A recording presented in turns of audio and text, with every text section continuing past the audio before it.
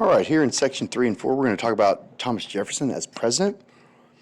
Now, free and enslaved black Americans were not alone in pushing against political hierarchies. Jefferson's election to the presidency in 1800 really represented a victory for non-white elite Americans in their bid to assume more direct control over the government.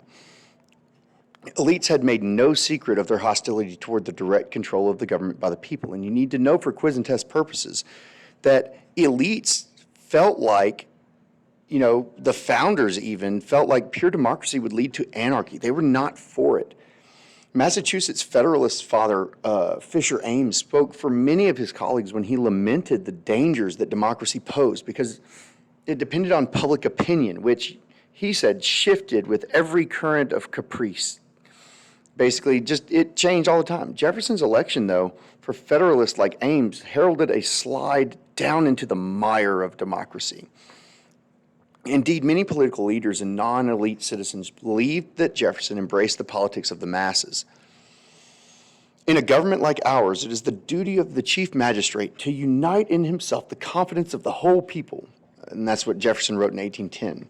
9 years later, looking back on his monumental election, Jefferson again linked his triumph to the political engagement of ordinary citizens. He says, the revolution of 1800 was a real revolution in the principles of our government as that of 76 was in its form, not affected indeed by the sword, but by rational and peaceful instruments of reform, the suffrage of the people. You need to understand, again, quiz and test purposes, that Jefferson desired to convince Americans and the world that a government that answered directly to the people would lead to a lasting national union, not anarchy. He wanted to prove that free people could govern themselves democratically. Now, Jefferson set out to differentiate his administration from the Federalists.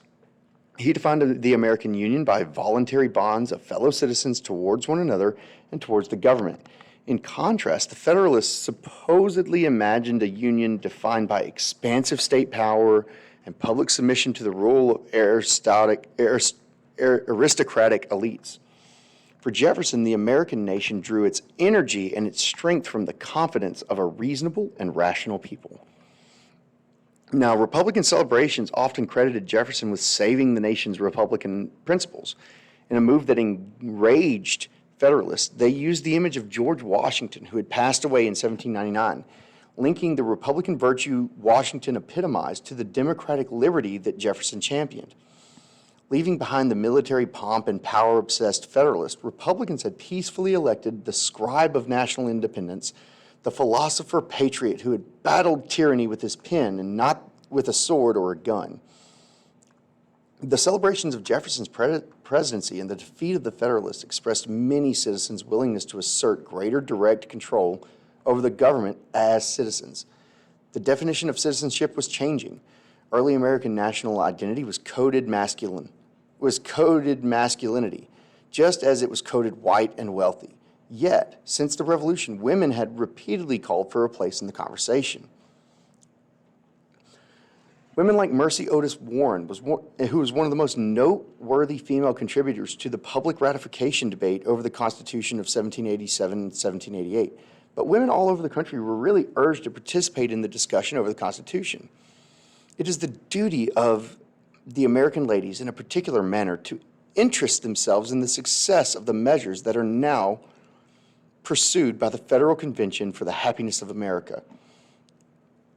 They can retain their rank as rational beings only in a free government. In a monarchy, they will be considered as valuable members of a society only in proportion as they are capable of being mothers for soldiers, who are the pillars of crowned heads, right?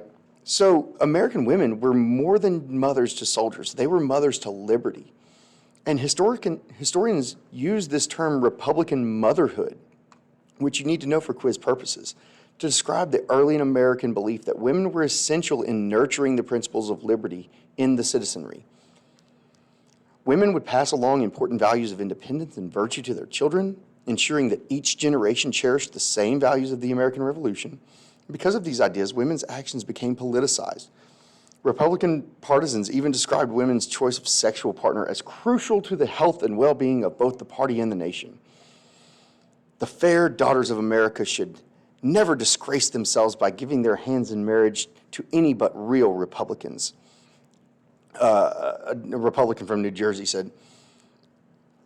In fact, a Philadelphia paper said that the fair daughters of Columbia, may their smiles be the reward of Republicans only. Though unmistakably steeped in gendered assumptions about how female sexuality and domesticity are denied to, that denied women an equal share in political rights that men enjoyed, these statements also conceded the pivotal role that women played as active participants in politics. Now, in section 4, we're going to talk about Jefferson as president. Now, buttressed by robust public support, Jefferson really sought to implement policies that reflected his own political ideology. He worked to reduce taxes and cut the government's budget, believing that this would really expand the economic opportunities of free Americans. For quiz purposes, you need to understand Jefferson did not like the Army. He cuts the national defense budget and restricts the Army to only 3,000 men. England may have needed taxes and debt to support their military empire, but Jefferson was determined to live in peace. And that belief led him to reduce America's national debt while getting rid of all of internal taxes during his first term. In a move that became the crowning achievement of his presidency, Jefferson authorized the acquisition of Louisiana from France in 1803 in what is considered the largest real estate deal in American history. So France had ceded Louisiana to Spain in exchange for West Florida after the 7 Years' War. And Jefferson was concerned about Americans' access to New Orleans, which was a really important port for Western farmers. His worries multiplied when the French secretly then bought Louisiana back in 1800. Spain remained in Louisiana for 2 more years, while the U.S. Minister to France, Robert Livingston, tried to strike this compromise. Now, all of these reasons that we purchased the Louisiana Purchase, you need to know for quiz purposes. And fortunately, the United States, along with the pressures of war in Europe and the slave insurrection in Haiti, really end up forcing Napoleon to rethink his vast North American holdings. Rebellious slaves coupled with yellow fever outbreak in Haiti defeated the French forces. They stripped Napoleon of his ability to control Haiti. He decides to cut his losses, and Napoleon offers to sell the entire Louisiana territory for $15 million, which is about $250 million today. Negotiations between Livingston and Napoleon's foreign ministers, Talleyrand, succeeded more spectacularly than even Jefferson or Livingston could have imagined, and Jefferson makes an inquiry into his cabinet regarding whether or not this is actually constitutional. But he says, you know what, we have to do it, and we'll put it up to the American people to decide whether or not I did the right thing.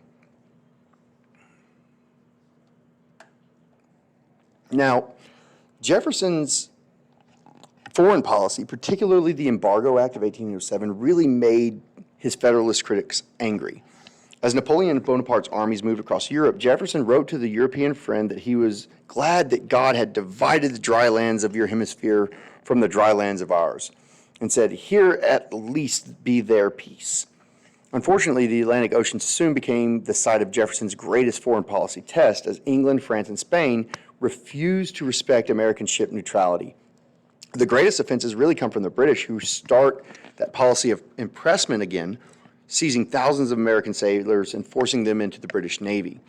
Now, many Americans call for war when the British attacked the USS Chesapeake in 1807, and the president, however, decides on a policy of peaceful coercion, and Congress agrees. So for quiz purposes, you need to understand, under the Embargo Act of 1807, American ports are completely closed to all foreign trade, and they hope that this is going to help them avoid war. And Jefferson hopes that the embargo is going to force European nations to respect American neutrality. Historians today, however, disagree over whether this was wise or not. At first, withholding commerce rather than declaring war appeared to be the ultimate means of nonviolent conflict resolution. But in practice, the embargo really hurt the U.S. economy. Even Jefferson's personal finances suffered. So when Americans resorted to smuggling their goods out of the country, Jefferson starts to expand governmental powers to try and enforce the compliance of the embargo, leading to some calling him a tyrant. Now, criticisms of Jefferson's policies reflect the same rhetoric his supporters had used earlier against Adams and the Federalists. The Federalists attacked the American Philosophical Society and the study of natural history, believing both to be, too saturated with Democratic Republicans. Some Federalists even lament the alleged decline of educational standards for children. Moreover, James Callender published accusations that were later proven credible by DNA evidence that Jefferson was involved in a sexual relationship with Sally Hennings, who was one of his slaves. Callender referred to Jefferson as our little mulatto president, suggesting that sex with a slave had somehow compromised Jefferson's racial integrity. The accusation joined previous Federalist attacks on Jefferson's racial politics, including a scathing pamphlet written by South Carolinian William Lawton Smith in 1796 that described the principles of Jefferson's democracy as the beginning of a slippery slope to dangerous racial equality. Racists. Arguments lamenting the democratization of America were far less effective than those that were borrowed from democratic language and alleged that Jefferson's actions undermined the sovereignty of the people. When Federalists attacked Jefferson, they often accused him of acting against the interests of the very people that he claimed to serve. This tactic represented a really pivotal development. As the Federalists scrambled to stay politically relevant, it became apparent that their ideology, which was rooted in 1700 notions of virtue and paternalistic rule by the elite and the deference of ordinary citizens to the aristocracy of merit, nobody believed that anymore. The Federalists' adoption of Republican political rhetoric signaled a new political landscape in which both parties embraced direct involvement of the citizenry.